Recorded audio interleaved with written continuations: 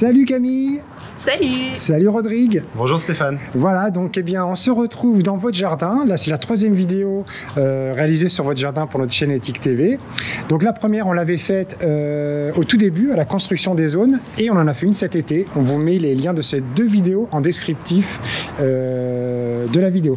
Voilà, alors donc, moi je vais vous laisser parler.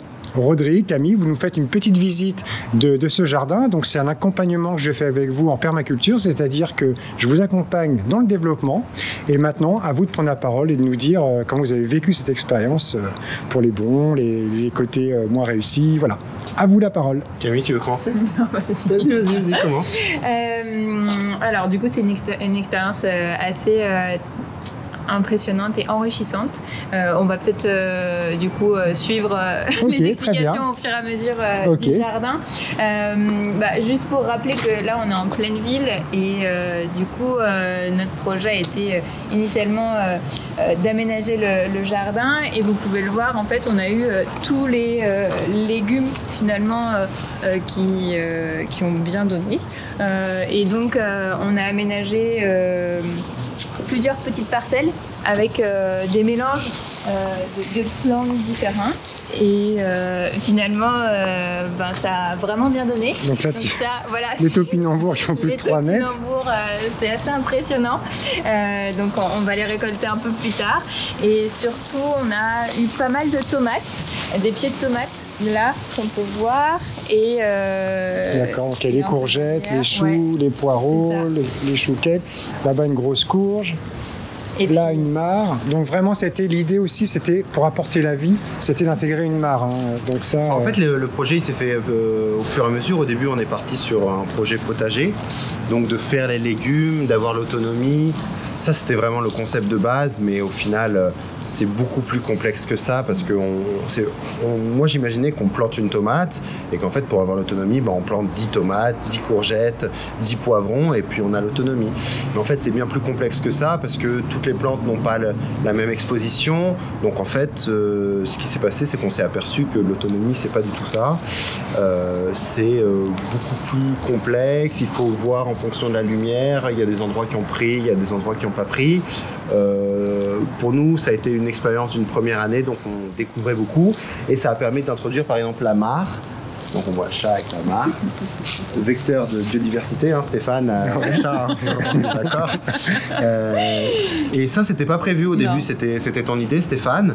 Et au final, ça a pas. Je m'en faisais tout un monde, je pensais que ça allait être difficile, mais on a acheté un bac en plastique sur le Bon Coin, et on l'a rempli d'eau, et on a mis une petite pompe solaire, et on a vraiment vu la différence cet été avec les oiseaux. Les oiseaux qui venaient. Énormément d'oiseaux. Pourtant, vous êtes sur les bords de Marne, et c'est ce que je me suis dit, mais en fin de compte, on a pas mal de mésanges ici qui restent dans le coin et qui nous font vraiment un travail intéressant dans le jardin, et qui sont servis de cette mare pour venir boire. Et les insectes aussi. Et beaucoup les insectes, les pollinisateurs, et les moustiques aussi. Et les moustiques, mais après, il y a tous les oiseaux qui mangent les moustiques. Après, la suite, qu'est-ce qu'on a fait? Là, une grosse zone de tomates, voilà. Oui, donc impressionnante de tomates. C'était aussi ton idée, c'était la culture en botte de paille. Ça a énormément donné. Tu t'es inspiré de Damien Decars, que je suis aussi en vidéo beaucoup. Et le résultat était super, mais par exemple là-dessus, on a eu que des tomates. On a essayé aussi les haricots, mais les haricots, on a eu le problème des gastéropodes. On s'est tout fait manger. On a mis aussi de la bourrache. Oui, voilà, il y a des gros pieds de bourrache un petit peu partout. Et donc on voit que ça marche bien, et le côté esthétique est sympa, et le but c'est avec le terreau qu'on va avoir l'année prochaine. Je sais pas encore ce qu'on a décidé, est-ce qu'on la continue sur 2 ans ou on la... on va voir ça, ouais. On va voir ça. Ça c'est une nouvelle zone. Zone en L, oui, voilà. Et puis là, derrière, du coup, le compost. Voilà, un gros compost ici. On accumule déchets de cuisine, tous les déchets verts, du carbone avec de la paille, des feuilles, etc. pour nous faire du terreau pour l'année prochaine. Ok, très bien. Ensuite là, il y a la butternut. Et en fait, donc ça c'est un plan que m'a passé un copain. Donc on voit qu'il y a 3 butternuts.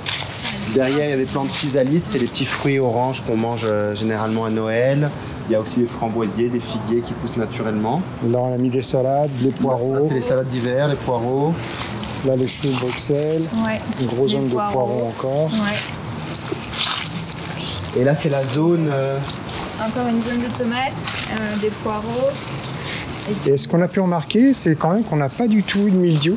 Ça, c'était quand même intéressant. L'odium est arrivé vite sur les courgettes au mois d'août, mais comme août-septembre. Mais le mildiou, on a quand même eu des tomates qui sont restées productives et pas malades, quoi. Et ça, parce qu'on a beaucoup utilisé le purin d'ortie et aussi le jus du lombricomposteur que tu as fait. Ouais. Est-ce que ça a joué? Je sais pas, mais c'est vrai qu'on n'a pas eu de mildiou. Ouais, voilà.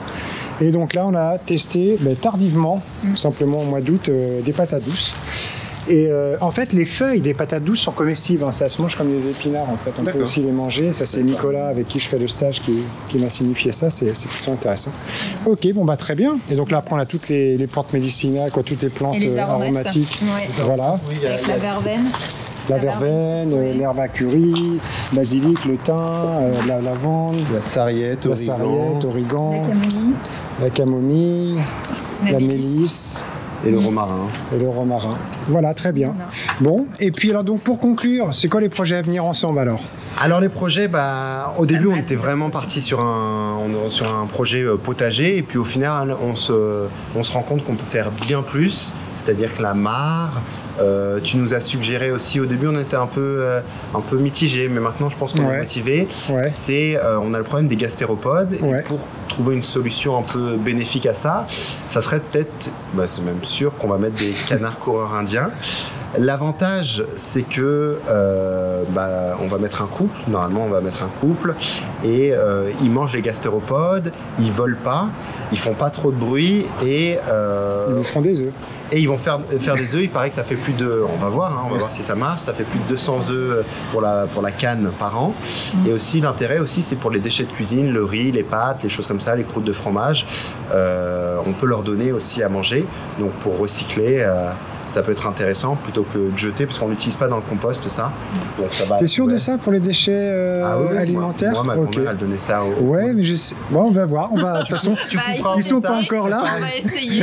Non, mais on s'est pas encore renseigné. Stéphane derrière qui fait... Il faut dire ça.